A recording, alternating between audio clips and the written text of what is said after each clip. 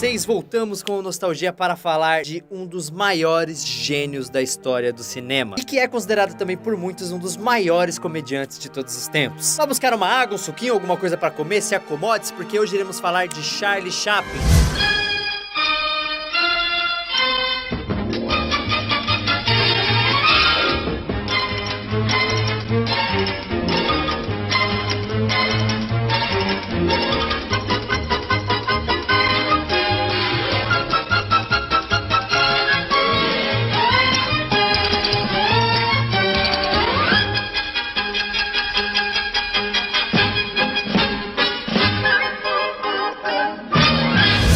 Momento da sua vida, algum professor, algum parente, seu pai, sua mãe, não sei, já deve ter falado do Chaplin pra você. Primeiramente, é importante que você entenda que esse cara é um dos maiores gênios da indústria do entretenimento. E se por acaso você acha que nunca viu algum filme do Charlie Chaplin, você pelo menos conhece uma das suas criações mais famosas. Estão falando de O Vagabundo, conhecido aqui no Brasil como Carlitos. A imagem de Carlitos com seu bigode, o chapéu e a bengala é um ícone daqueles que qualquer pessoa reconhece assim que bate o olho. E provavelmente o próprio Chaplin ficaria muito feliz de saber disso. Isso porque quando ele ficou velho, um de seus maiores medos é que sua obra fosse esquecida com o tempo. Infelizmente, isso nunca vai acontecer, porque os grandes clássicos de Charlie Chaplin já se eternizaram e serão pra sempre referência para os novos diretores e produtores que estão surgindo. E é foda descobrir que um sujeito com tanto talento e carisma teve uma vida muito difícil, que se parece muito mais com um drama do que com uma comédia. Sua infância pode ser traduzida em duas palavras: miséria e teatro.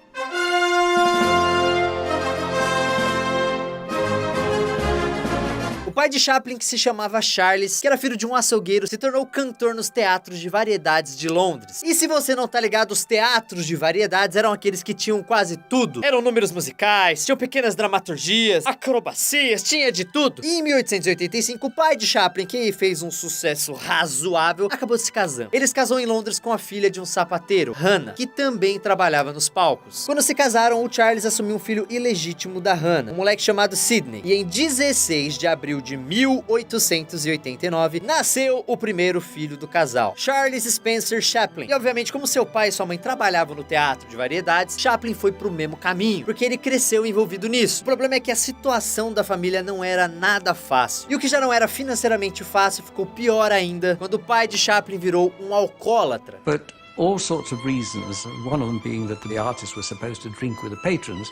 One of the reasons turned his father into an alcoholic. E nessa época, quando Chaplin estava mais ou menos com seus 3 anos de idade, a situação ficou tão merda que sua mãe Hannah acabou tendo um caso com outro cara e acabou engravidando dele. E por causa disso, Chaplin ganhou um irmãozinho chamado George. O problema é que alguns meses depois, o pai do George, que também era artista de teatro, pegou o George e desapareceu. Por causa disso, começou a rolar uma merda que iria atormentar Chaplin pro resto da vida. A sua mãe começou a enlouquecer. De vez em quando, uma vez ou outra, alguns dias pareciam normais, mas a maior parte do tempo ela tava surtando. His mother never really made it. She must have had some talent, but the poor lady lost her reason and spent the rest of her life in institutions for insane people. But before that, she obviously had some talent, so he had something to inherit, undoubtedly.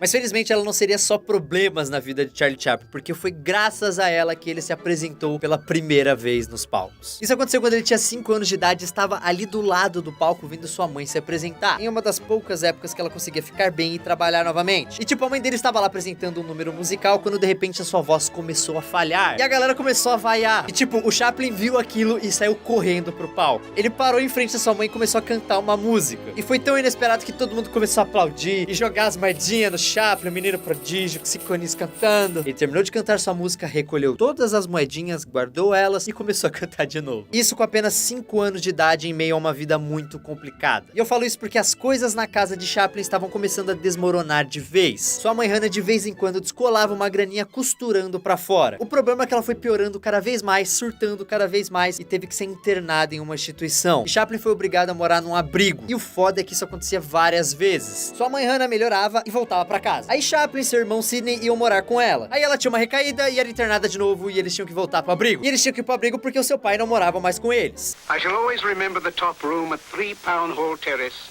where I lived as a boy. I shall always remember climbing up and down those 3 flights of narrow stairs, and Healy's, the greengrocers in Chester Street. and Ash's the tea grocer's, where one bought a pennyworth of mixed stale cake, with all its pleasant and dubious surprises. Teve até uma vez que os moleques tentaram morar com seu pai, só que não deu certo porque o cara era um alcoólatra, como eu já disse antes, bebia pra caralho. O que foi uma grande merda na vida de Chaplin, porque essa última tentativa de morar com seu pai foi o último contato que Charlie Chaplin teve também com ele, já que seu pai morreu 2 anos depois, quando Chaplin tinha apenas 12 anos de idade. Charles Chaplin Sr. died in 1901 of alcoholism at the age of 37 and was buried in an unmarked pauper's grave. 2 anos se passaram e Chaplin, agora com 14 anos, teve que ver a sua mãe piorar cada vez mais. Nessa época, o irmão de Charlie, Sidney, que era 4 anos mais velho, acabou se alistando na Marinha da Inglaterra. Então Charlie Chaplin agora estava sozinho e tendo que lidar com toda a situação da internação da sua mãe. Ele passava seus dias na rua tentando encontrar alguma coisa para comer e voltava para casa praticamente só para dormir. Évoquant cette enfance difficile, Chaplin dira plus tard: Même quand j'étais dans un orphelinat ou que j'errais dans les rues à la recherche de nourriture, même alors je pensais que j'étais le plus grand acteur du monde. Il me fallait garder cette exubérance qui provient d'une confiance absolue en soi. Sans elle, on court à la défaite.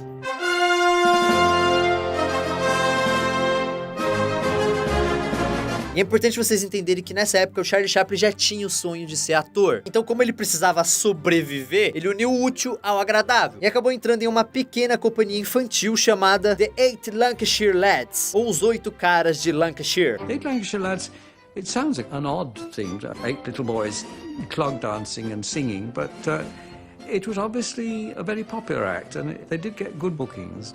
Esse grupo infantil até que fez um relativo sucesso. Só que como eles faziam basicamente números de dança e o Chaplin não curtia isso, ele acabou meio que saindo fora e se registrou em uma agência de teatro, na esperança de que aparecesse alguma coisa pra ele. As coisas começaram a andar finalmente para Chaplin quando a peça de Sherlock Holmes, que havia feito um puta sucesso nos Estados Unidos, chegou na Inglaterra e ele conseguiu um papel. E essa peça fez um puta sucesso, sempre com o teatro lotado. O que ninguém desconfiava é que aquele moleque que interpretava Billy, que era um personagem que aparecia de vez em quando no palco, iria virar um dos maiores comediantes de todos os tempos. Enquanto tudo isso acontecia na vida de Chaplin, seu irmão Sidney acabou abandonando a Marinha, porque assim como seu irmão Chaplin, ele também tinha o sonho de trabalhar no teatro. Aí veio o bizarro, seu irmão Sidney deu uma puta sorte. Ele conseguiu uma vaga na trupe de um sujeito chamado Fred Karno, que era um baita empresário na época. Isso rolou em 1906 e 2 anos depois o seu irmão conseguiu convencer o Karno a contratar Charlie Chaplin. E contratar Charlie Chaplin deve ter sido a decisão mais feliz que Karno tomou em toda a sua vida, porque pouco tempo depois o moleque já era o ator principal de sua equipe. Isso porque, além de muito talentoso, Charlie Chaplin começou a demonstrar uma característica que iria acompanhar ele por toda a sua vida: o perfeccionismo. Todo mundo que trampou com Charlie Chaplin diz que o cara era perfeccionista pra caralho. Quando ele começou a gravar os seus filmes, ele repetia a cena várias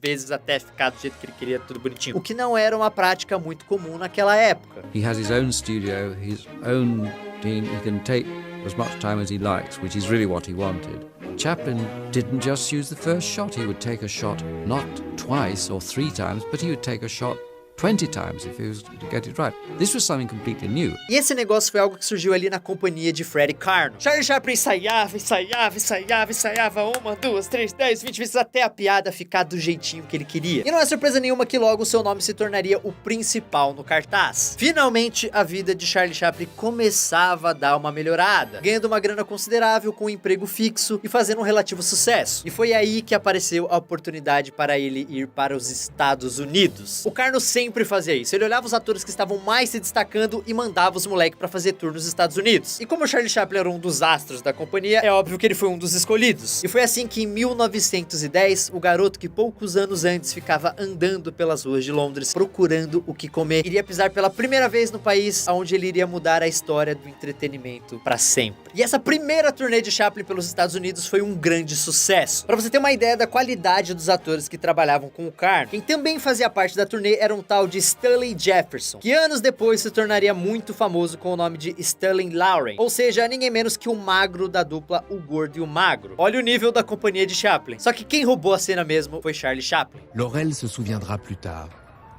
New York nous avait électrisés, mais voir le pays ville après ville nous permit vraiment de découvrir l'Amérique.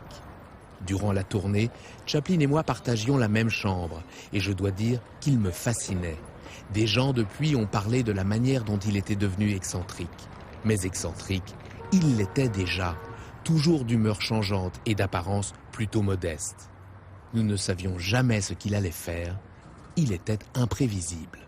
E um dos quadros que ele fazia ficou famoso pra caralho. Ele fingia que era um bêbado e sentava num camarote, atrapalhando o espetáculo. Ele saía da cadeira, levantava, caía de novo. Só que ele fazia isso tão bem que a galera da plateia achava que ele era um cara que estava manguaçado de verdade, bêbado ali. Só que aí quando ele subia no palco e se apresentava como ator, a galera ia abaixo e ovacionava no seu puta bêbado. Foda, moleque. A turnê durou 21 meses e a imprensa dos Estados Unidos começou a cobrir o Chaplin de elogios, dizendo que ele era um dos maiores comediantes que havia se apresentado na América e que ele era foda. Puta, esse Chaplin, moleque, é foda. He's amazing, he's a really talented kid, really good. Bem, Chaplin e sua trupe voltaram pra Londres depois do incrível sucesso dos Estados Unidos, só que eles ficaram por lá só 4 meses porque o Carno mandou eles mais uma vez de volta pra América para uma nova turnê.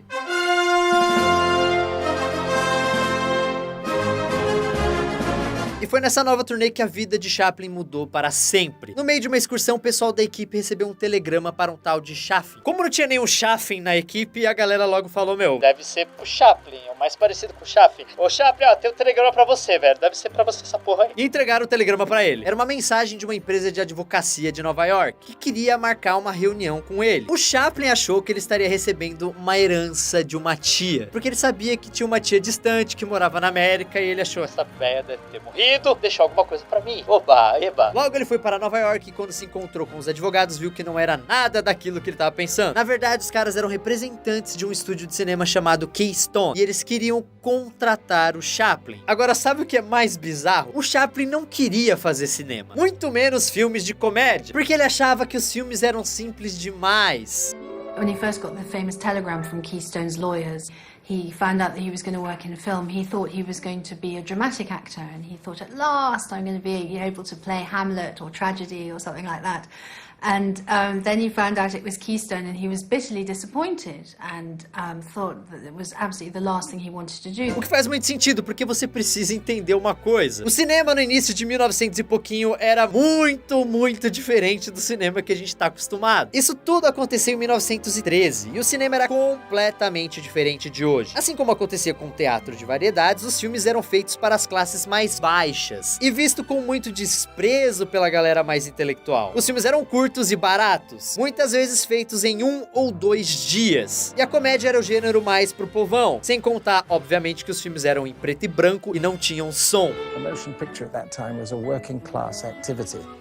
And when I say working class, if you can imagine, you went into the theater, the first thing that hit you was the smell of disinfectant.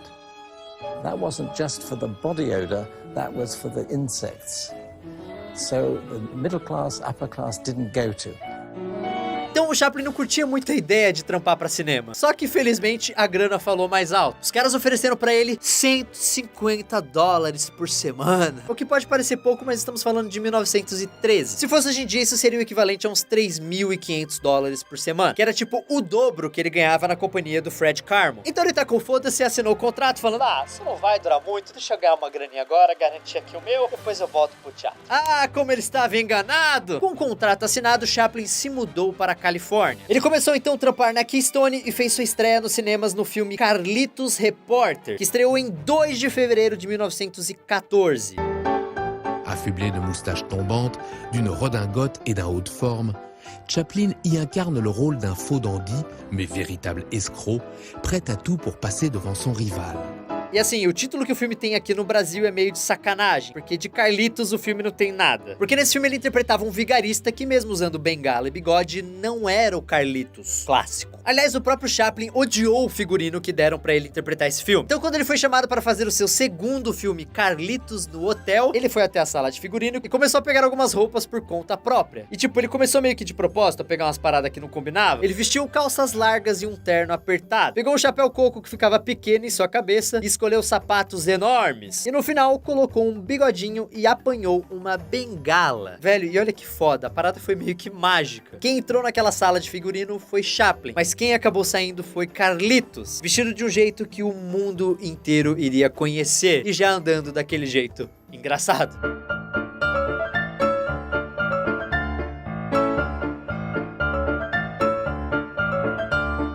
Só que essa não foi a primeira vez que o mundo viu o personagem Carlitos, que era no filme Carlitos no Hotel. Não foi a primeira vez. Porque, tipo assim, no meio das filmagens, o cara lá que era chefão da Keystones, do estúdio, descobriu que ali perto tava rolando um puta evento gigante. Uma corrida de carros de meninos. Era um negócio até que perigoso, porque os moleques apostavam corridas nos carros meio toscos, tipo feito com caixote. Só que na época a galera não se importava muito com isso. Então quando o chefão da Keystone descobriu que tava rolando essa corrida, ele pegou todo mundo do set e falou, mano, vamos lá fazer um filme na corrida, que vai ser da hora. E foi assim que nasceu o filme Corrida de Automóveis para Meninos. Que nome tosco. O filme nem tem muita história, mas é um marco do cinema porque é a primeira vez que Carlitos aparece na tela, como um cara que fica na frente da câmera atrapalhando a filmagem da corrida. Agora lembra que eu disse que os filmes eram feitos um atrás do outro antigamente? Então, em 1914, o primeiro ano de Chaplin no cinema, ele apareceu em nada mais, nada menos do que 36 filmes. Em alguns ele fazia uma pontinha, em outros ele interpretava o Carlitos, que acabou meio que virando uma identidade dele nas telas. E em menos de 6 meses, Charlie Chaplin já era o astro do estúdio. Chaplin va tourner 35 films en moins d'une année pour Mack Sennett. Souvent bâclés, ils sont autant de brouillons qui serviront de répétition pour les chefs-d'œuvre à venir. Lorsque nous les regardons aujourd'hui, nous n'y voyons qu'une forme mal dégrossie et inachevée, témoignage des premières esquisses du personnage. Mais pour les spectateurs de l'époque, cette apparition avait fait l'effet d'une bombe. Agora, conforme Charlie Chaplin foi se acostumando com a nova vida e com o novo trampo, ele também começou a reparar nas partes mais técnicas, começando a prestar atenção em câmeras, como era filmado, como rolava a edição, como é que funcionava aquele mundo. E um dia ele tomou coragem e fez uma proposta para Mack Sennett, que era o grande chefão da Keystone. Ele mesmo iria dirigir o seu próximo filme. E se o negócio fosse um fracasso, ele mesmo pagaria para o estúdio $1.500 como compensação. $1.500 naquela época era tipo 40 pau, sei lá, era muita grana. E assim surgiu Carlitos contra o Relógio. Tipo, na verdade ele dirigiu esse filme junto com outro cara. Só que essa foi a primeira vez que ele de fato sentou na cadeira de diretor. E a parte boa é que o filme fez um puta sucesso, o que deu mais liberdade ainda para Chaplin dentro da Keystone. Pouco depois disso, ele fez Carlitos e a Sonâmbula, que aí sim foi o primeiro filme que o Chaplin escreveu e dirigiu sozinho. Que é claro, fez também um puta sucesso. Então quando seu contrato chegou ao fim, ele pediu um aumento gigantesco. $1.000 por semana. Bem, o chefão lá da Keystone achou que isso era demais, mesmo para o Chaplin, e acabou não renovando seu contrato. Então Chaplin ficou sem emprego. E agora Chaplin ia voltar a pedir comida nas ruas? É claro que não.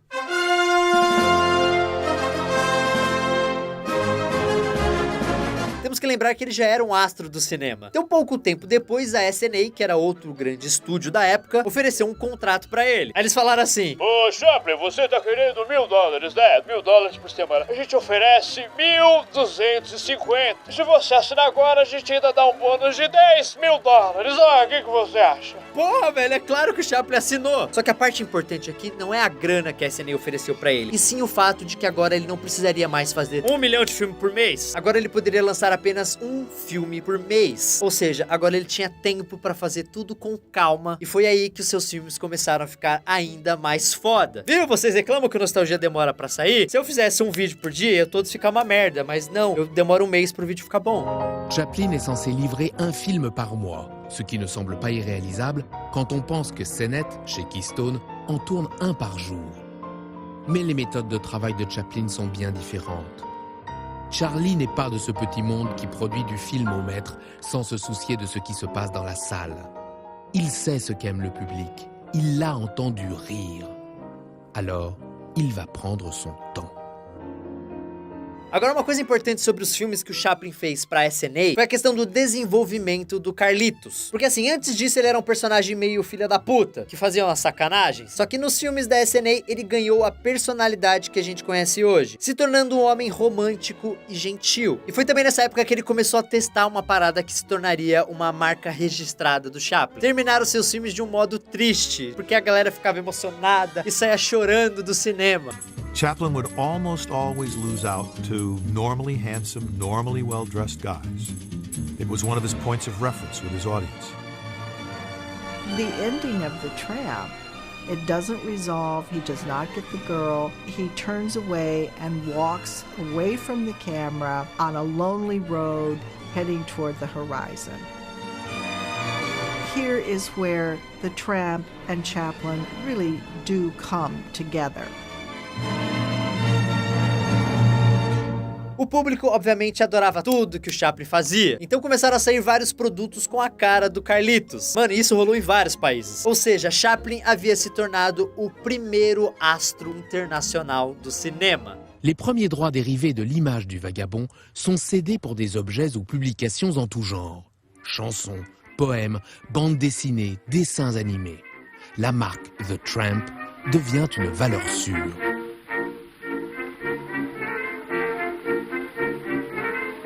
There's a funny man I know who gets all the people's show. He works in a movie show, Mr. Charlie Chaplin. Nessa época também começaram a surgir os concursos de sósia do Carlitos. Aliás, existe uma lenda que diz que o Chaplin se inscreveu em segredo em um desses concursos e ficou em terceiro lugar.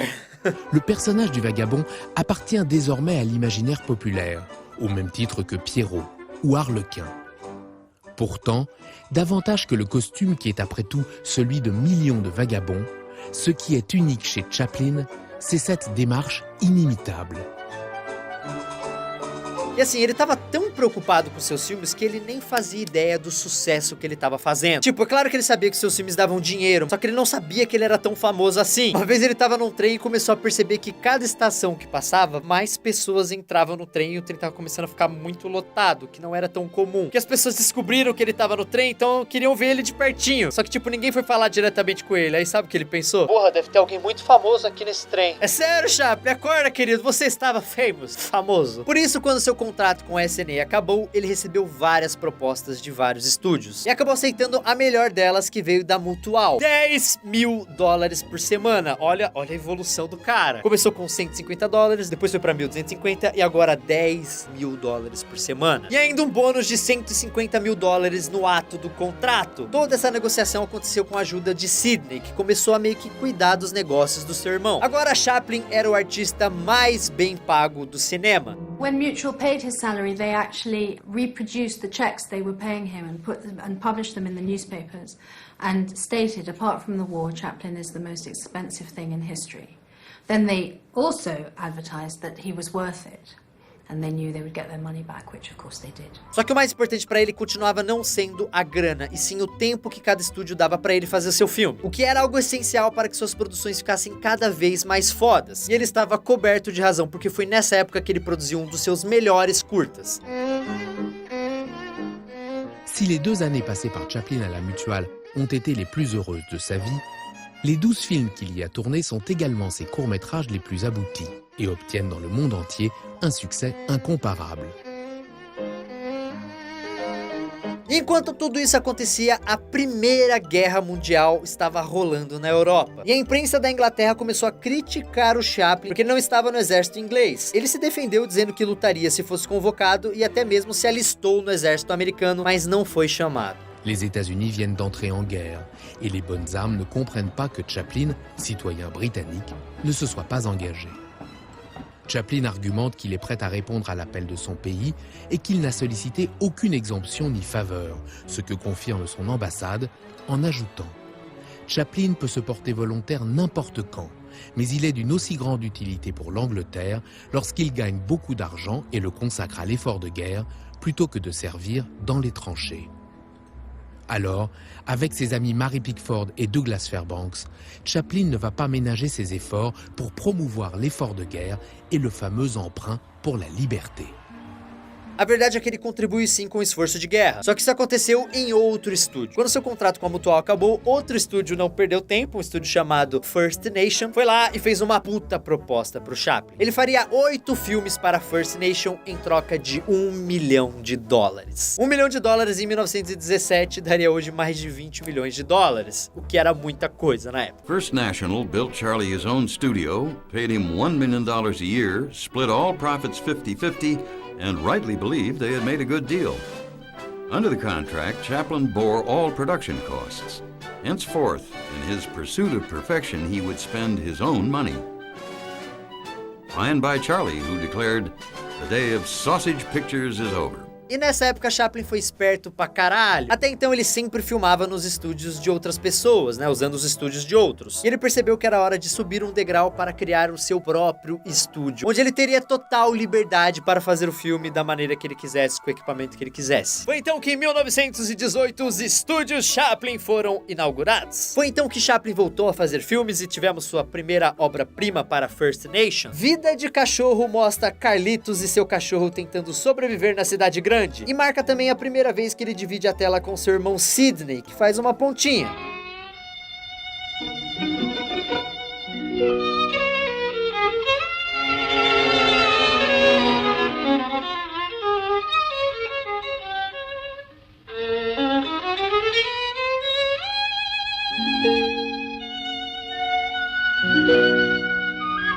E logo em seguida ele também calou a boca dos jornalistas que diziam que ele não estava fazendo porra nenhuma para ajudar a Inglaterra na guerra. Ele começou a participar de vários eventos para arrecadar fundos para os aliados. Mas não foi só isso, porque ele também colocou Carlitos no meio da guerra, com o filme Carlitos nas Trincheiras, que foi outro puta sucesso de Chaplin.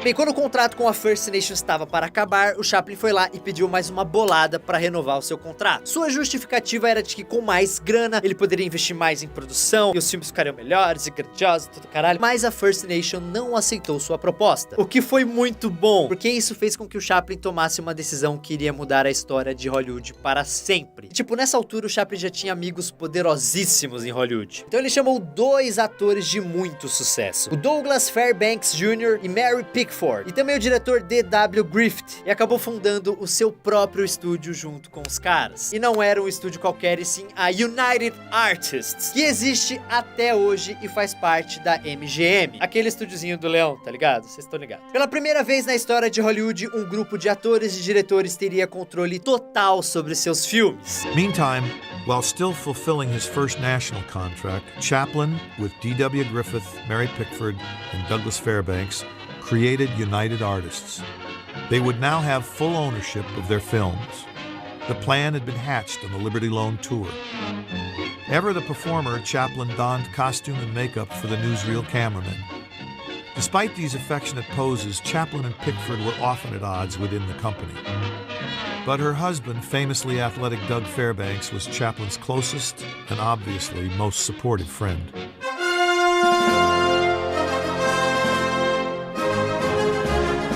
Bem, a vida de Charlie Chaplin não poderia estar melhor, não é verdade? O cara ganhava uma fortuna, milionário, uma das pessoas mais famosas do mundo na época. Tinha acabado de criar o seu próprio estúdio com outros amigos. Tudo perfeito, não é verdade? Não, não é verdade. Porque nessa época Chaplin estava enfiado em um casamento que logo tornaria sua vida um verdadeiro inferno. Vale a pena eu parar pra contar essa história aqui, inclusive falar um pouco dos casamentos do Chaplin. Sim, casamentos, foram vários. E é importante porque isso tem relação direta com a carreira do Charlie Chaplin. Em 1918, ele namorava a Edna Purviance, uma atriz que sempre trampava com ele. Na verdade, ela nem era atriz. O Chaplin que descobriu ela um dia em um café e convidou a garota para fazer filmes. Assim, ela meio que se tornou a musa dele, tá ligado? Chaplin moved to the S&A studio in Northern California and began to build his own stock company of players. His priority, a leading lady. And he found her in amateur actress Edna Purviance of Lovelock, Nevada. She was young, beautiful, inexperienced, and adored Charlie.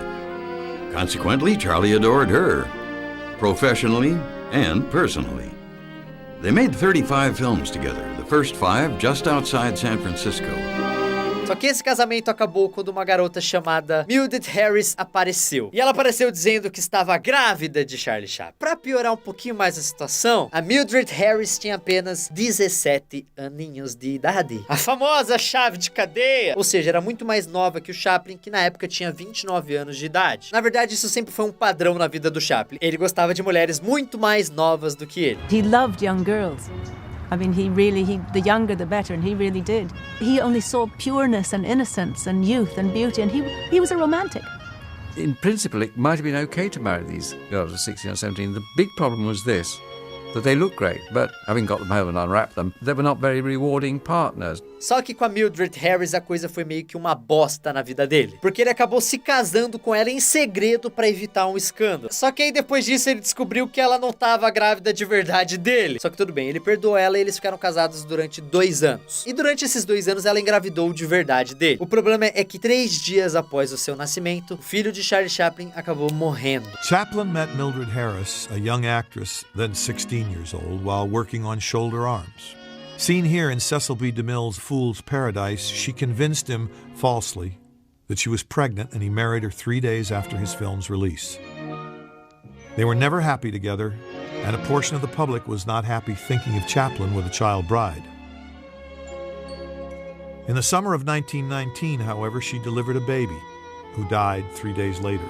Quando ele tinha 35 anos, rolou uma história parecida, porque ele engravidou a atriz Lita Grey, que tinha só 16 anos. He had met Lita Grey when she was 12. She'd played an angel of sorts for him in The Kid. She reappeared in his life, age 15, when he was casting The Gold Rush. The Kid's dream sequence is uncannily symbolic. She presented herself at the studio, and Chaplin made a screen test of her, and she was hired as the leading lady in The Gold Rush. Lita had hero worship for Chaplin, and Chaplin had an interest in young women. He liked to see the young girl awaken. As Lita would say, he had a fetish for virgins. Ou seja, nessa época ele podia até ser condenado por sedução de menores no estado da Califórnia. Por isso ele pegou essa menina de 16 anos, viajou pro México e casou com ela lá. Esse casamento durou 4 anos e rendeu 2 filhos. Mas assim como seu primeiro relacionamento, esse casamento foi extremamente problemático. Quando eles se separaram, ela acabou acusando Chaplin de abuso e infidelidade. E a merda é que tudo isso acabou vazando para os jornais. E acabou virando um puta escândalo na vida de Charlie Chaplin. Lita Grey Chaplin filed a 42-page divorce complaint against her husband. Mimeographed copies sold briskly on the black market as The Complaint of Lita. Sensational allegations included that her husband spent a very great portion of his time in the company of a certain prominent moving picture actress. Also, that upon hearing news of her second pregnancy, he accused her of being selfish for not having an abortion. And then, in a tirade, "What do you want to do? Populate Los Angeles?" Bem, aí Charlie Chaplin acabou ficando solteiro até o início dos anos 30. Quando ele estava com 42 anos, conheceu a atriz Paulette Goddard, que era 20 anos mais nova que ele, como padrão. Immediately on his return to America, he met Paulette Goddard, the second of his great loves. Even now, the grapevine is enough alive so that people say, well, he could be a difficult man to work for or be married to, and he often confused the two statuses. As he did with Goddard, planning to star her in his next picture. A former showgirl, she was a lively, lovely companion. Among her accomplishments, she effected a reconciliation between Chaplin and his 2 sons. Eles começaram a trabalhar juntos e acabaram se casando em uma viagem secreta que Chaplin fez para a China. Aparentemente esse foi o casamento mais tranquilo na vida do Chaplin, só que também acabou não dando certo porque eles trabalhavam demais e aí que não rolou. Então assim, dá pra ver que a vida amorosa de Charlie Chaplin era bem complicada. Bem, as coisas se acalmaram mesmo quando ele conheceu uma atriz chamada Oona O'Neill. A diferença de idade dessa vez foi um pouquinho mais foda do que as outras. Quando eles casaram, Charlie Chaplin tinha 54 anos e ela apenas 18. Você já deve estar pensando que deu tudo errado de novo e que ela ficou grávida e processou ele e acabou. Não, por incrível que pareça, não. Oona foi o grande amor da vida de Charlie Chaplin. Eles tiveram 8 filhos juntos e ela ficou ao seu lado até a sua morte. But at 53, he began to find a measure of happiness when he met Oona O'Neill. She was 16, the daughter of the playwright Eugene O'Neill. A New York debutante, she was now both shyly and eagerly seeking a career as an actress. For Chaplin, it was love at first sight, the last and greatest love of his life. E assim, galera, no meio de tantos casamentos problemáticos, a grande encrenca da vida pessoal de Charlie Chaplin iria acontecer justamente com uma garota que ele nunca se casou. E essa treta rolou com uma atriz chamada Joan Barry, que quase acabou com a vida de Chaplin. Antes, vamos rebobinar para o primeiro casamento de Chaplin. Vamos lá. Aquele que ele teve um filho que morreu 3 dias depois de nascer. Muitos amigos próximos dizem que a dor de ter perdido um filho foi o que motivou a filmar O Garoto, um dos seus filmes mais conhecidos que foi lançado em 1921.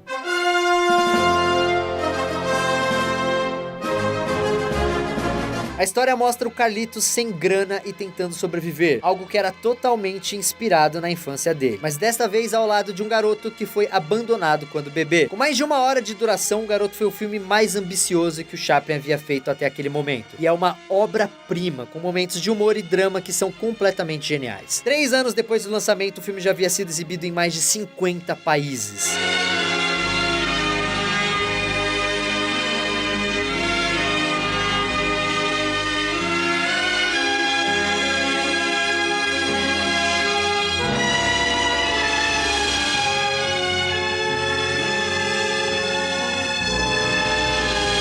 Um número que era, tipo, absurdo na época. E a parada é que ele fazia sucesso em todos os países que ele passava. Foi a partir daí que Chaplin começou a fazer os seus filmes mais conhecidos, que a maioria de vocês deve conhecer, o que tornaria Charlie Chaplin um dos cineastas mais famosos e respeitados de todos os tempos. Porque assim, com os curtas que ele fazia, ele já era respeitado pra caralho. Tipo, era foda, todo mundo via e era muito respeitado. Mas foi com os filmes que ele fez depois de O Garoto que ele se tornaria um fenômeno do cinema. Porque assim, depois de O Garoto, ele ainda fez 3 curtas pra cumprir o contrato lá com a First Nation. Porque os filmes que eu estava falando que ele tinha que fazer eram curtas, não eram filmes, tipo, de mais de 1 hora, tá ligado? E como naquele momento ele já era um dos donos da United Artists, daquele estúdio que ele criou com os brothers diretores lá de Hollywood, então ele não precisava mais ter contrato com nenhum outro estúdio. A partir dali, ele mesmo lançaria os seus próprios filmes. Então agora ele era um produtor independente e podia lançar o filme da maneira que ele quisesse, levando o tempo que fosse necessário pra fazer com a duração que ele quisesse. Pela primeira vez desde que havia chegado em Hollywood, Chaplin não trabalhava para ninguém. Ele estava livre. E foi nessa mesma época que ele reencontrou o George, aquele meio-irmão mais novo que foi tirado de casa, levado pelo seu pai. O cara conseguiu entrar em contato com o Chaplin e foi morar na Califórnia. E a família se reuniu de vez quando Chaplin e Sidney mandaram buscar a sua mãe, que estava na Inglaterra. Sua mãe, Hannah, ainda precisava de cuidados médicos, mas pelo menos agora ela estava perto da família. Ela viveu na Califórnia com seus filhos até morrer em 1928. After becoming a star, Chaplin supported his mother in a London asylum and eventually brought her to America. But he largely avoided her. Both his parents had lost control of their lives to the irrational forces he deeply feared.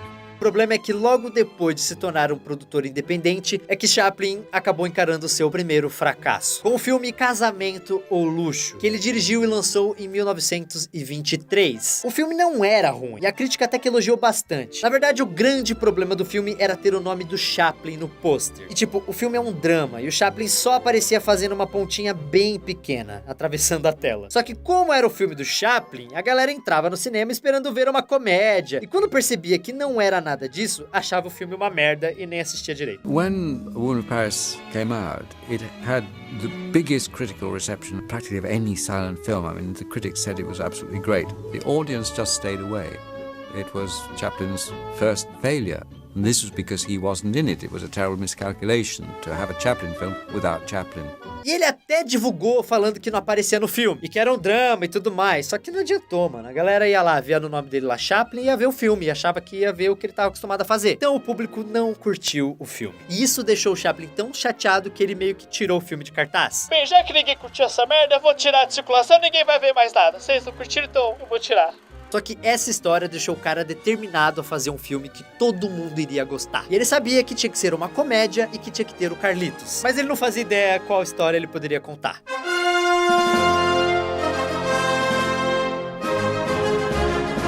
A inspiração surgiu quando ele viu umas fotos da Corrida do Ouro, que tinha acontecido no Klondike, no finalzinho do século XIX, quando todo mundo se mudou pra aquele lugar lá porque descobriram que tinha ouro naquela porra. Vendo essas fotos, o Chaplin teve a ideia de colocar Carlitos como um garimpeiro. No meio de toda aquela bagunça, vamos pôr o Carlitos ali, vai dar certo. E foi assim que nasceu Em Busca do Ouro, um dos maiores clássicos do Chaplin, que não economizou esforços nem dinheiro para fazer o filme do jeito que ele queria. E dessa vez valeu muito a pena, porque ele foi completamente aclamado em 1925, ano de seu lançamento.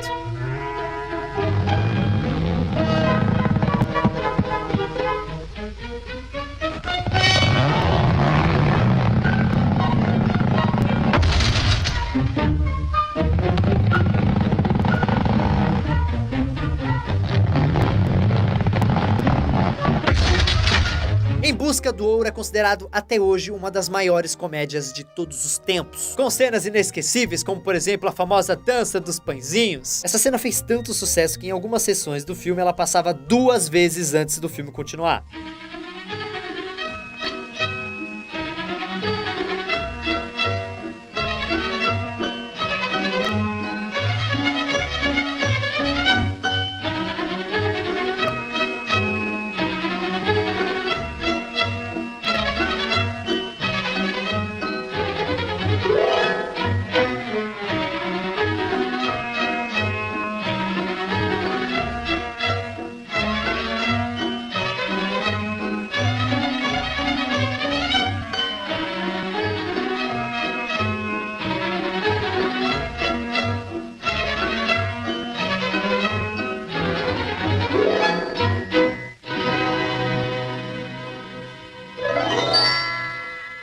Mas vamos parar aqui para lembrar que até esse ponto os filmes eram mudos. E Chaplin não imaginava o que iria acontecer em 1927. Nesse ano estreava nos cinemas um filme chamado O Cantor de Jazz, que foi o primeiro longa-metragem falado da história. Goodbye. Don't cry. The little choo-choo train that takes me away from you. You don't know just how sad it makes me.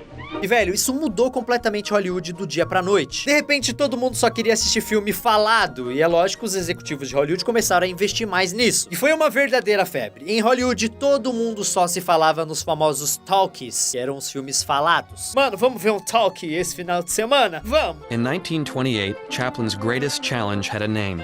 The Jazz Singer, the first talking motion picture in film history whose success exceeded all expectations. When he began shooting in September, Chaplin was fully aware that the public was now demanding only sound pictures. From the moment Al Jolson uttered his first words, silent cinema became an anachronism. And I want to tell you, this is an all-singing, talking, and dancing picture. A lot of laughs, humor all the way through it. Todo mundo adorava os talks, menos o Charlie Chaplin, que não curtia muito essa ideia não. Segundo ele, uma das grandes qualidades do Carlitos era o fato dele não falar. Por isso ele podia ser admirado por qualquer pessoa em qualquer lugar do mundo. Todo mundo queria que Carlitos falasse, mas Chaplin acreditava que a partir do momento que ele começasse a falar, a magia em torno desse personagem iria ser quebrada. Especialmente para o público que não falava inglês, porque todo mundo imaginava a voz do Carlitos em sua própria língua. Todo mundo conhecia o cara. Então, se eu tô no Brasil, eu vou imaginar ele falando português. Se eu tô na Itália, eu falo italiano. Eu não sei falar italiano. But again, I was faced with the same depressing question, said Chaplin. Should I make another silent picture? I had thought of possible voices for the tramp, whether he should speak in monosyllables or just mumble. But it was no use. If I talked, I would become like any other comedian. Então ele decidiu que o cinema poderia falar, mas que isso não iria acontecer com Carlitos.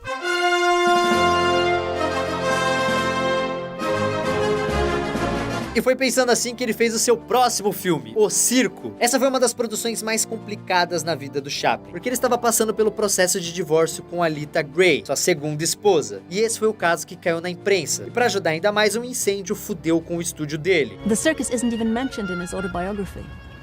I mean, it's a miracle that that film got made for a start, because everything happened, all the disasters in the world happened with it. The whole set was completely destroyed by fire, and then what the fire didn't destroy, the firemen destroyed. Then he had the most messy and disastrous and horrible divorce. The shooting had to stop for 9 months because his wife divorced him, and it was such an ugly divorce that he was frightened that she would, in fact, kidnap the film, and so he had to hide the film. Velho, Chaplin quase teve um colapso nervoso e o filme acabou atrasando bastante. Mas mesmo com tudo isso rolando, o filme foi finalizado e estreou em 1928. E foi, felizmente, outro puta sucesso. A ideia de colocar o Carlitos dentro de um circo foi foda, porque isso rendeu umas cenas que são clássicas, tipo aquela que ele anda numa corda bamba.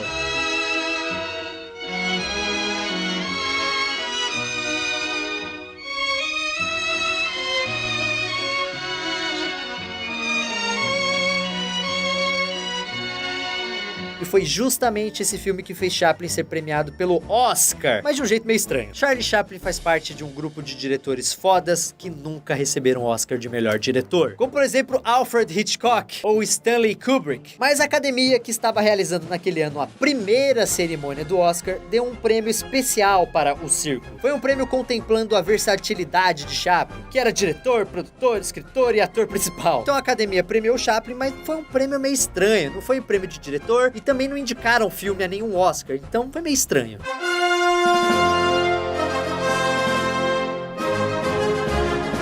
Só que isso não importava para ele, que já estava focado em seu próximo filme. E ele sabia que precisava fazer um filme ainda melhor, e não porque ele queria ganhar o Oscar. Na verdade, o Oscar nem era tudo isso naquela época, mas sim pelo fato do cinema falado estar ganhando cada vez mais espaço. E ele ainda achava que o Carlitos não deveria falar, mas ele também tinha medo da plateia começar a achar os seus filmes ultrapassados, porque os seus filmes ainda eram mudos. Só que ele tinha o feeling da parada, ele sabia o que dava certo, o cara era foda. Então em 1931 ele lançou outra obra-prima, Luzes da Cidade. Outro filme que foi um puta sucesso de crítica e público. Na real, esse é um dos filmes mais bem aceitos da história do cinema. A história mostra Carlitos apaixonado por uma florista cega, tentando juntar dinheiro para que ela recupere sua visão.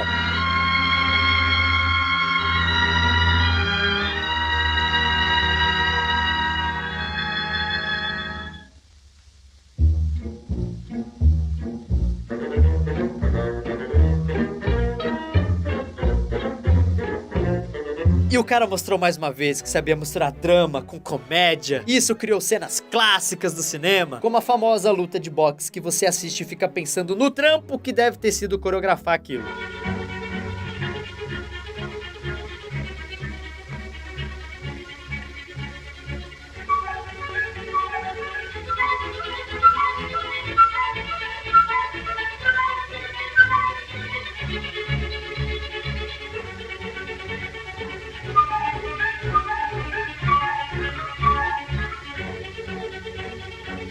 Charlie Chaplin era contra Carlitos falar, só que isso não iria impedir ele de usar som em seus filmes. O Luzes da Cidade ainda tinha aqueles letreiros como qualquer filme mudo, mas dessa vez a trilha sonora, composta pelo próprio Chaplin, foi gravada porque muitos cinemas não tinham mais espaço para orquestras que tocavam a música junto com os filmes.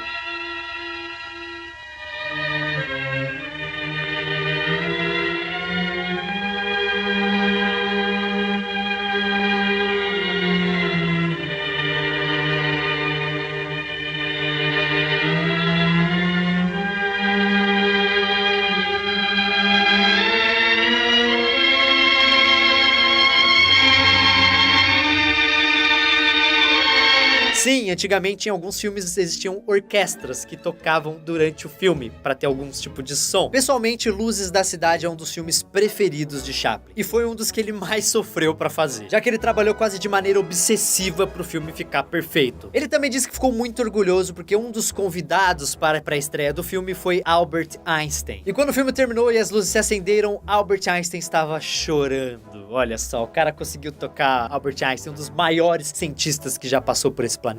Só que, tipo, mesmo com o sucesso de Luzes da Cidade, que foi uma das maiores bilheterias de 1931, o Chaplin não sabia se conseguiria fazer outro filme sem diálogo. Só que ele também não queria fazer o Carlitos falar, mas ele sabia que estava começando a nadar contra a correnteza.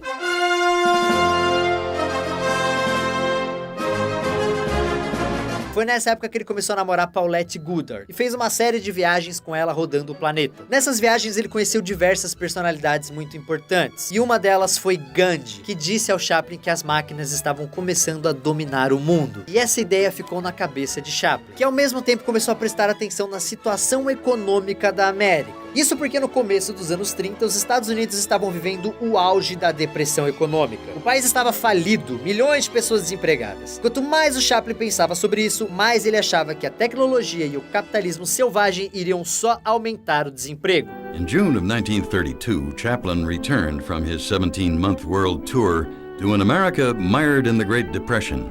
2 weeks after his arrival, he released to the press an article titled Economic Solution, where he called for one international currency and a more humane form of capitalism, one more protective of labor's welfare. E foi assim que surgiu a ideia para o seu próximo filme. E assim como Luzes da Cidade e Em Busca do Ouro, Tempos Modernos se tornaria outro grande clássico de Charlie Chaplin. O filme que é obrigatório para qualquer pessoa que gosta de cinema. Na verdade, Tempos Modernos é passado até hoje nas escolas. E eu me lembro de assistir Tempos Modernos na minha escola sem entender muito bem qual era o real valor dessa obra-prima para o entretenimento e para o cinema. A história mostra o Carlitos tentando sobreviver numa sociedade industrial junto com uma garota, que claro, era Paulette Goddard. Galera, o filme é brilhante desde o começo, com toda a sequência que mostra Carlitos enlouquecendo com seu trampo numa fábrica.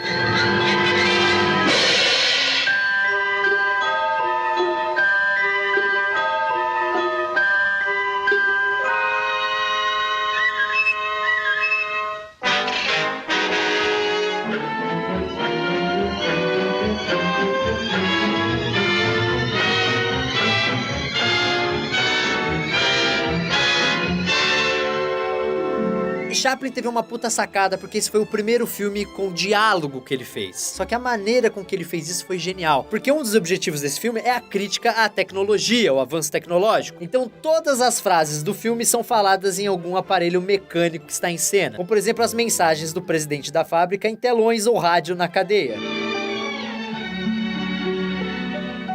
Hey! Quit stalling, get back to work. Go on. Attention, foreman. Trouble on bench 5. Check on the nut tightener.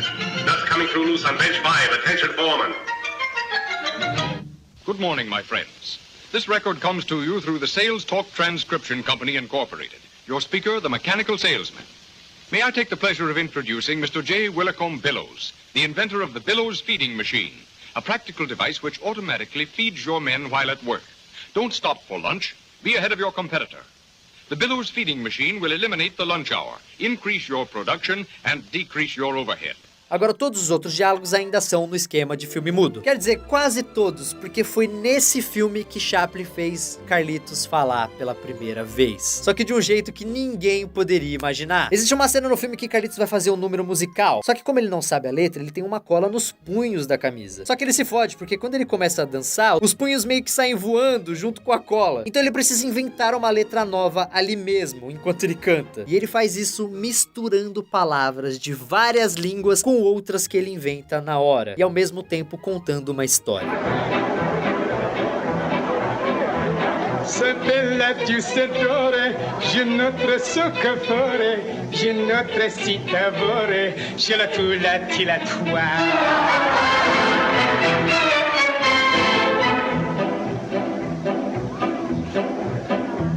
La spinach o la bouchon, si grete Portobello, si Rocky Spaghetto, si le tula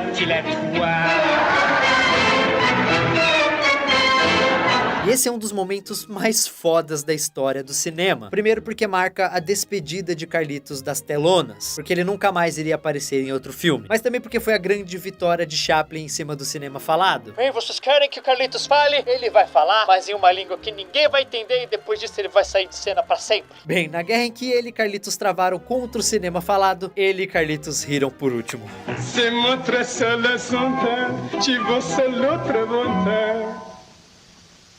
Les chassis tonta. Tra-la-la-la, tra-la-la.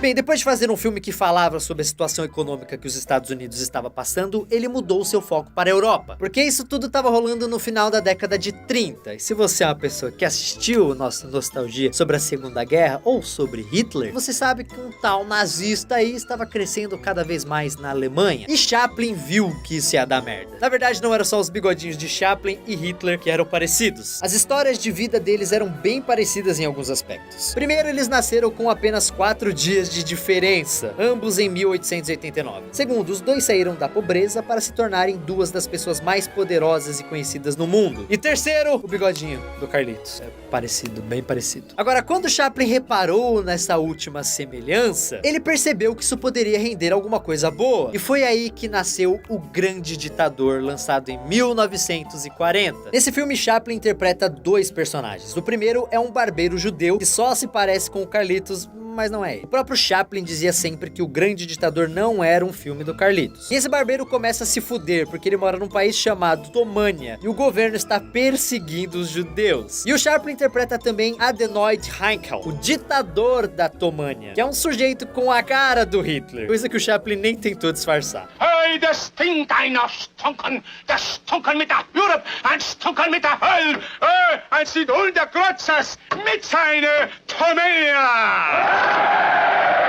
E essa foi a primeira vez que Chaplin fez um filme falado, porque ele queria mesmo era passar uma mensagem política, e ele sabia que não iria conseguir fazer isso com um filme mudo. E é por isso que O Grande Ditador tem aquela famosa cena final, que é o discurso de Charlie Chaplin. Um discurso de 5 minutos. Eu já mostrei essa cena várias vezes aqui no Nostalgia, inclusive acho que no filme da Segunda Guerra Mundial, mas vale muito a pena mostrar ela novamente.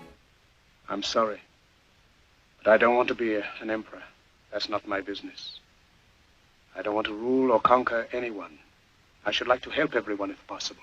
Jew, Gentile, black man, white. We all want to help one another. Human beings are like that.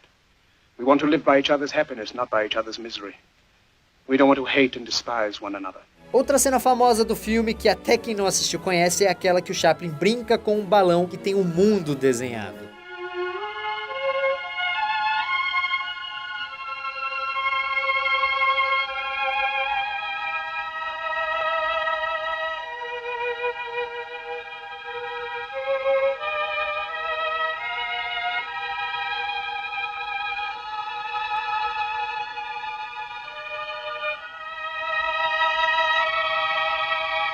Só que a cena mais foda e importante mesmo desse filme é o discurso. Chaplin fala diretamente para a câmera, como se estivesse falando com o espectador, assim como eu tô falando pra vocês. E existe uma mensagem bem clara ali. O progresso e a tecnologia deveriam unir as pessoas. Os soldados não deveriam obedecer a generais que estavam pouco se fudendo para eles. E que o mundo era grande o suficiente para que todas as pessoas pudessem viver em paz. In this world there's room for everyone, and the good earth is rich and can provide for everyone.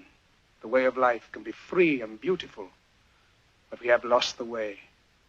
Greed has poisoned men's souls, has barricaded the world with hate, has goose-stepped us into misery and bloodshed. We have developed speed, but we have shut ourselves in. Machinery that gives abundance has left us in want. Our knowledge has made us cynical, our cleverness hard and unkind. We think too much and feel too little. More than machinery, we need humanity. More than cleverness, we need kindness and gentleness. Without these qualities, life will be violent, and all will be lost. The aeroplane and the radio have brought us closer together. The very nature of these inventions cries out for the goodness in men, cries out for universal brotherhood, for the unity of us all. Even now, my voice is reaching millions throughout the world, millions of despairing men, women, and little children, victims of a system that makes men torture and imprison innocent people. To those who can hear me, I say, do not despair. The misery that is now upon us is but the passing of greed, the bitterness of men who fear the way of human progress. The hate of men will pass, and dictators die, and the power they took from the people will return to the people. And so long as men die, liberty will never perish. O Grande Ditador foi o maior sucesso financeiro da carreira de Charlie Chaplin. E o filme foi indicado para 5 Oscars, só que não ganhou nenhum, que deixou o Chaplin bem puto. Na Alemanha, claramente, o filme nem foi exibido, ele foi banido. Bem, existe a história que rolou uma parada que poucas pessoas sabem. Dizem que o Hitler conseguiu uma cópia de O Grande Ditador e assistiu em uma sessão privada. Não existem registros que dizem se ele gostou ou não. Não deve ter curtido muito. Chaplin threw their famous resemblance right into Führer's face. His pictures were now banned in Germany, but that's not what motivated his portrayal of the dictator Hinckel. For his comic German accent, he drew on his vaudeville training. Most comedians of his era could talk Dutch.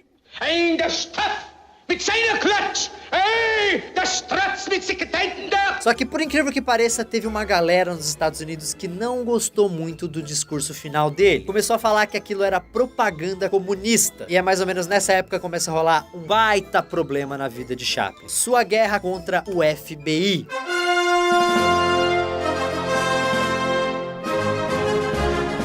Pra quem não sabe, o FBI nessa época era comandado por um cara chamado J. Edgar Hoover, que hoje em dia todo mundo sabe que era um puta cara escroto que usava o FBI só pra aumentar o seu poder. Que ele gostava de fuder com todo mundo que entrasse em seu caminho. Inclusive tem um filme que conta a história desse cara, o Leonardo DiCaprio como o ator principal, interpretando o J. Edgar Hoover. E o que acontece? Quando Chaplin criticou o progresso e o capitalismo em tempos modernos, J. Edgar Hoover já não tinha curtido muito. Começou a ficar meio que de olho no Chaplin. Aí veio o discurso final de O Grande Ditador e Hoover decidiu que Chaplin era comunista, desgraçado, tem que ir pra cadeia, tem que sair dos Estados Unidos, volta pro seu país, seu comunista. In which Chaplin also said, the communists are no different from anyone else. They suffer as all of us do and die as all of us die.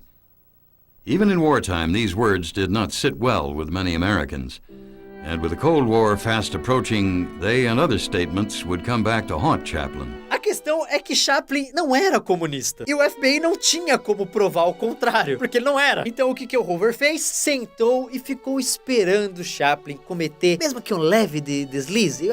Vai um pouquinho pro lado, escorrega na banana pra você ver. E é aí que voltamos naquela história de Joan Barry, a mina que quase destruiu a vida de Chaplin. Ela e o Chaplin tiveram um caso, mas Chaplin achou que ela era meio louca da cabeça e eles acabaram se separando. Só que meses depois ela reapareceu falando que estava grávida do Chaplin. But 6 months later, she hit him with a $150,000 paternity suit, announcing to the world that the child she carried was conceived in December, presumably the night she broke into Chaplin's house. Essa história é parecida, né? É porque isso aconteceu com sua segunda esposa, a Lita Gray. Só que dessa vez, ao invés de ir para o México e casar com a menina, Chaplin fez a merda que Hoover estava tanto esperando. Disse que o filho não era dele, que a mina era uma louca e mandou ela tomar no cu. Só que aí a mina entrou com um processo contra o Chaplin. Aí a casa caiu pra ele. O caso acabou indo para os tribunais e o país inteiro começou a acompanhar a parada pelos jornais. But before Chaplin's paternity trial, the federal government weighed in on the Berry case by indicting him for a violation of an obscure law,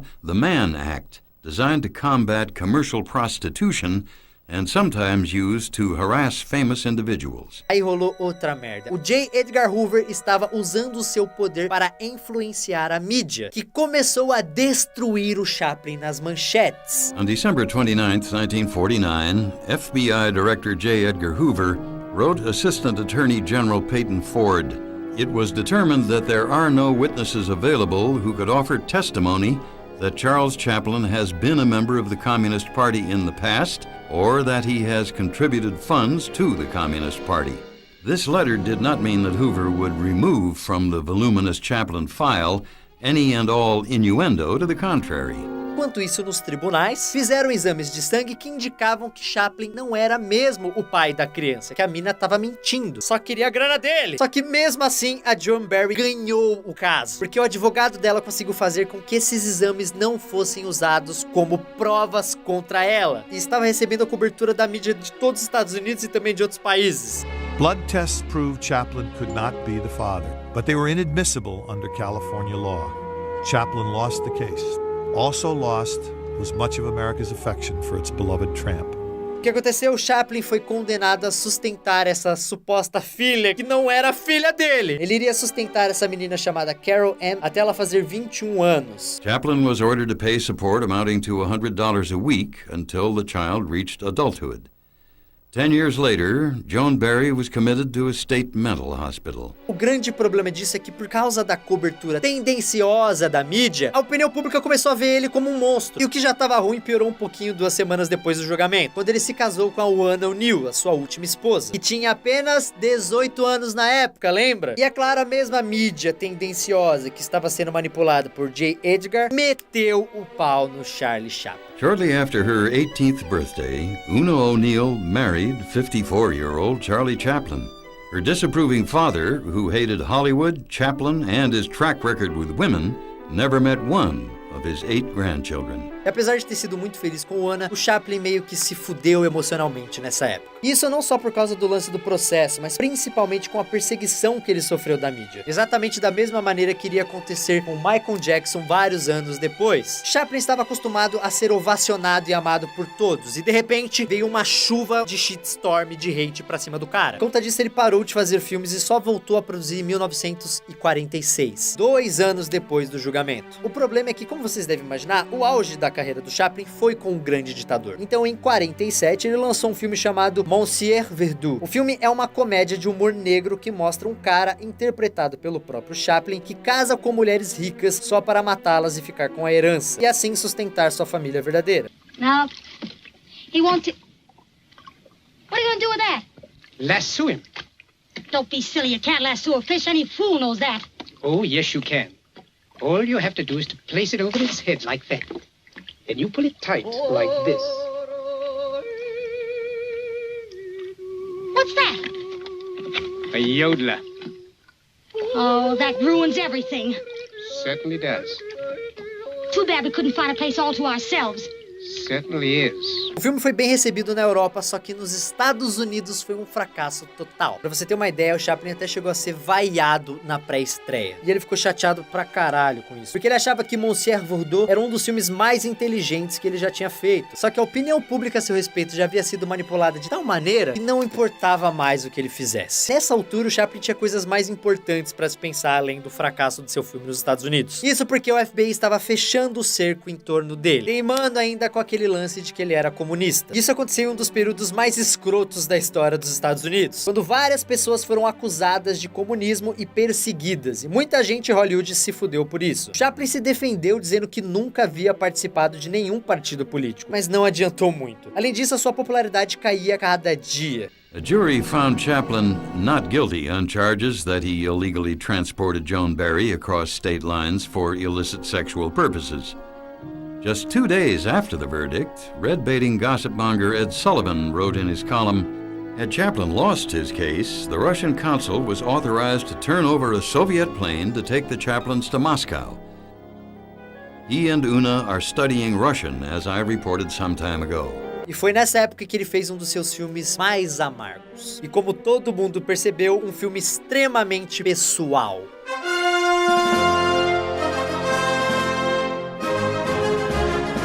Luzes da Ribalta é lançado em 1952, coloca o Chaplin como calveiro, um artista que fez muito sucesso no passado e agora, decadente e esquecido, precisa encontrar um significado para a sua vida. I know what you're thinking. My health and all that. But I had to take a drink. There's a creamy white light that keeps turning on and off in my stomach. And that's not so good if I'm to be a success tonight. Is it really worth it? Not that I care for success, but I don't want another failure. O filme não só retratava a situação atual de Chaplin, como também tinha bastante das suas memórias de infância, especialmente sobre a carreira de seus pais no teatro. Luzes da Ribalta é tão descaradamente autobiográfico que várias pessoas da sua família atuam no filme. Quem também faz uma pontinha nele é Edna Purviance, que quase não fez filmes depois da década de 20, mas continuou muito amiga de Chaplin. E também Buster Keaton, um comediante fodão dos tempos de cinema mudo e que desapareceu com a invenção dos filmes falados. Ele também aparece ao lado de Chaplin.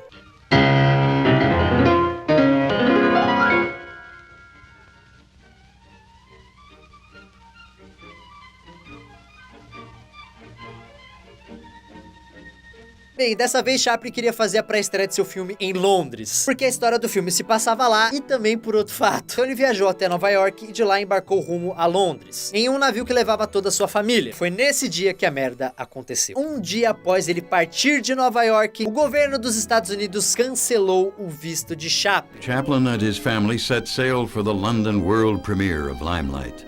On September 18th, J. Edgar Hoover supplied Attorney General James McGranery with Chaplin's FBI file.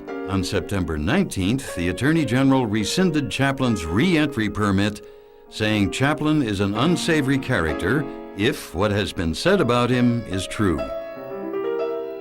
Calvin Coolidge said when he terminated his presidency, he was embarking to go home, and waylaid by one of the pressmen who said, "Mr. President, won't you say a few farewell words to the American people?" He said, "Yes, goodbye."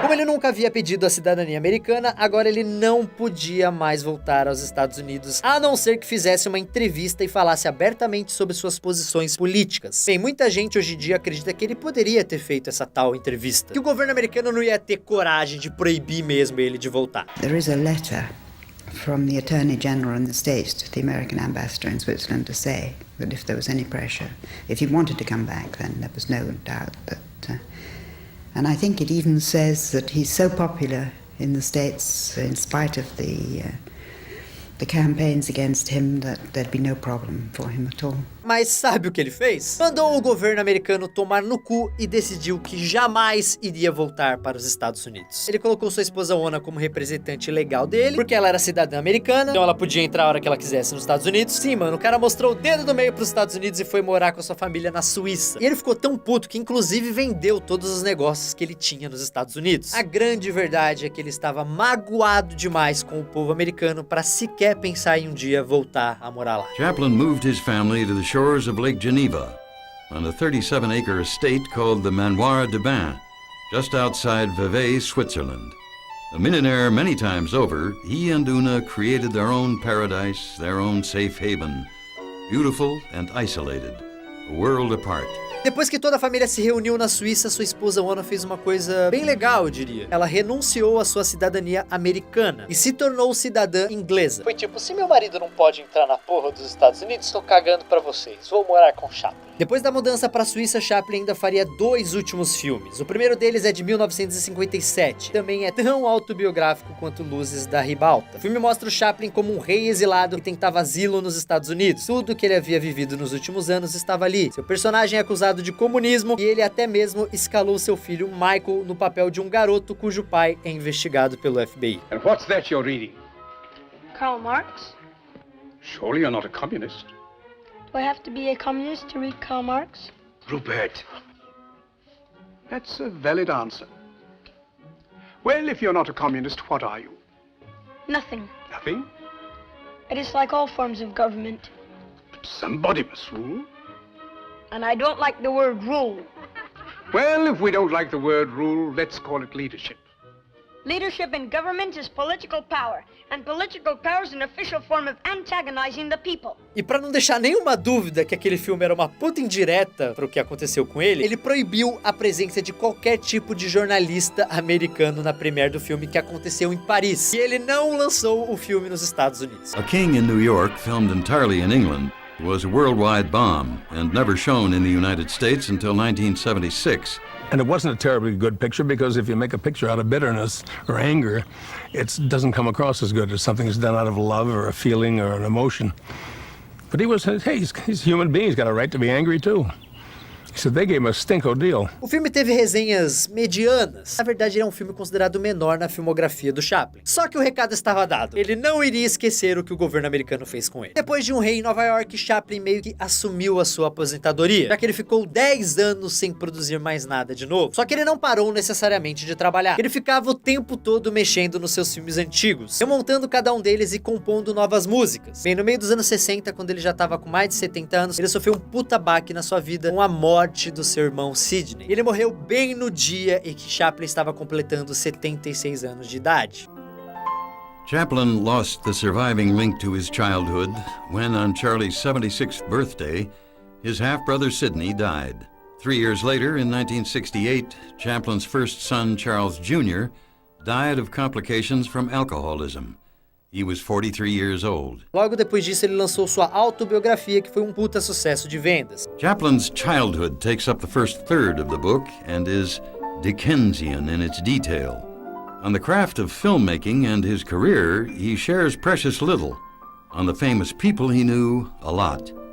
The names of half-brother Wheeler Dryden, longtime cameraman Raleigh Totherow, and second wife Lita Gray are not mentioned. E para surpresa de muita gente, anunciou que iria fazer mais um filme, A Condessa de Hong Kong, baseado num roteiro que ele havia escrito nos anos 30. Era uma comédia sobre um americano que se apaixonava por uma garota russa durante uma viagem. O filme é de 1967 e é o único que o Chaplin fez em cores. E é muito famoso por reunir 3 das maiores lendas do cinema: Charlie Chaplin, o ator Marlon Brando e a atriz italiana Sophia Loren. Who is it? Chief Joseph. Excuse me, do you mind closing all your portholes, sir? Yes, it seems to be blowing up out there. Oh, just a little sloppy, nothing serious. Mas nenhum desses fatores ajudou o filme a ir bem nas bilheterias. Ele foi bem fraquinho. Bem, o tempo foi passando e sua saúde começou a ficar bem frágil. Mas ele não parava de mexer nos seus filmes antigos e acabou relançando vários de seus clássicos, como O Garoto e o Circo. Nessa época ele começou a receber várias homenagens em vários festivais pelo mundo, como por exemplo o Festival de Cannes e Veneza. Mas a única coisa que ainda estava em aberto na vida de Chaplin era o lance dos Estados Unidos.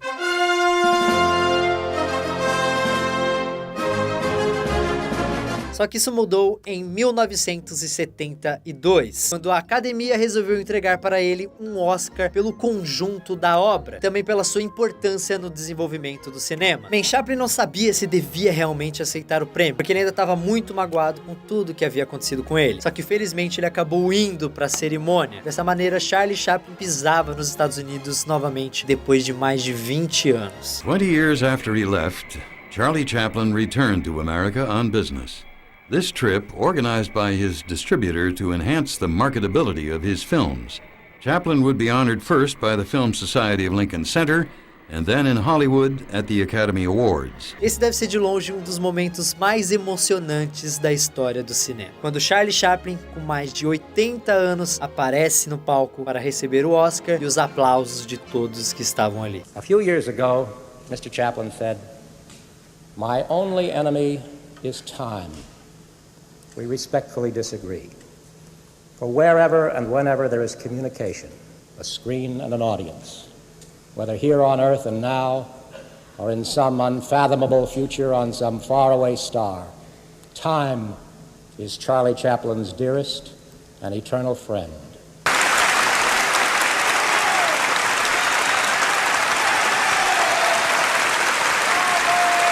Ele foi recebido de pé em uma das maiores ovações da história do Oscar. Acho que eu nunca mais vi a plateia do Oscar aplaudir alguém durante tanto tempo como rolou com o Chaplin. Aquilo não era apenas um prêmio que simbolizava que ele era um dos nomes mais importantes do cinema, mas aquilo foi também o modo que Hollywood encontrou de pedir desculpas por ter virado as costas para ele.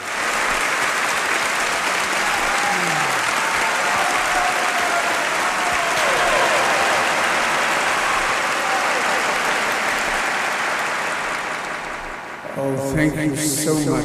This is an emotional moment for me. And words seem so futile, so feeble. I can only say that thank you for the honor of inviting me here. And, oh, you're wonderful, sweet people. Thank you. Olha só que engraçado, a Academia premiou Chaplin mais uma vez no ano seguinte, por causa de Luzes de Ribalta, um filme de 1952. Por causa do exílio do Chaplin, Luzes de Ribalta não tinha sido lançado comercialmente em Los Angeles. Isso acontecia só em 1972, e aí, como as regras da Academia permitiam isso, o filme foi indicado ao melhor trilha sonora e Chaplin foi premiado. Só que esse prêmio ele nem foi buscar.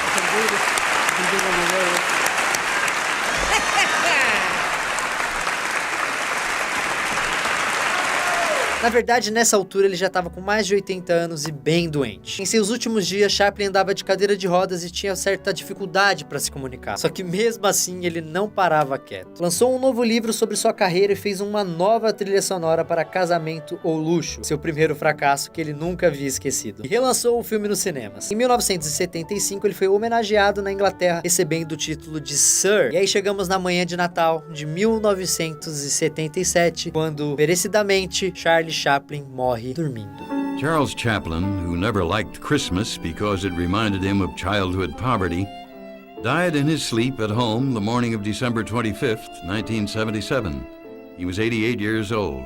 Ele estava em sua casa na Suíça, cercado pela sua família. O mundo inteiro parou para fazer várias homenagens, e ele foi enterrado em uma cerimônia pequena, que era o que ele queria. E, infelizmente, sua morte não foi necessariamente o seu momento de paz, porque em 1978, dois caras entraram no cemitério que ele estava enterrado e roubaram a porra do caixão com o corpo do Charlie Chaplin. On March 2nd, 1978, his coffin was exhumed from a Vevey cemetery by robbers who demanded 600,000 Swiss francs for its return. O plano deles era pedir um resgate para a ONA, só que felizmente a polícia encontrou o caixão e acabou prendendo os dois filhos da puta. Aí sim, Charlie Chaplin encontra finalmente a tão merecida paz de espírito. The last document of Chaplin's voluminous FBI file is a March 8th memo stating the Bureau had been contacted by a psychic who claimed Chaplin's body was in a basement in a home in Germany. 1 week later, the robbers were caught, and the coffin was found in a Swiss cornfield. The coffin was reburied under 6 feet of concrete in a small cemetery closer to home. E a importância de Charlie Chaplin só cresceu desde sua morte. Seus filmes continuam fazendo as pessoas rirem da mesma forma que elas riam quase um século depois. E até hoje ele ainda é visto como um dos maiores gênios da comédia e também do cinema. E as mensagens que Chaplin passou em seus filmes, como bondade, liberdade e a tolerância, são mais atuais do que nunca. Como eu disse no começo do vídeo, Chaplin tinha medo de que sua obra fosse esquecida após a sua morte. Esse vídeo é mais um esforço dentro de centenas de outros esforços para manter a sua obra viva para uma nova geração. E mano, na verdade, eu acho que essa é uma das grandes dádivas da humanidade. Graças à tecnologia, temos o privilégio de conhecer o talento daqueles que nos deixaram há muito tempo. Isso daqui é mais do que um vídeo no YouTube. É um esforço para que a obra de Charlie Chaplin continue sendo celebrada, mesmo depois de tantos anos. His was the face of his century. His was the life of his century. Through his will and energy, and yes, genius, he encompassed, as much as one man can, the joy and the anguish of his times, their romance, their horrors, and of course, what laughter we could find in them. He was a flawed man, a haunted man, a tormented man, which is to say, he was only human. But with this uncanny ability to reflect and refract our humanity back at us. Por isso eu peço que vocês curtam o vídeo e compartilhem esse vídeo, mostrem ele para todos os seus amigos em todas as suas redes sociais. Se você ainda não está inscrito no canal Nostalgia, eu espero que depois desse vídeo eu tenha te convencido a se inscrever no canal. E é isso aí, obrigado pela sua audiência, essa foi a minha homenagem a Charlie Chaplin, espero que vocês tenham curtido. Valeu!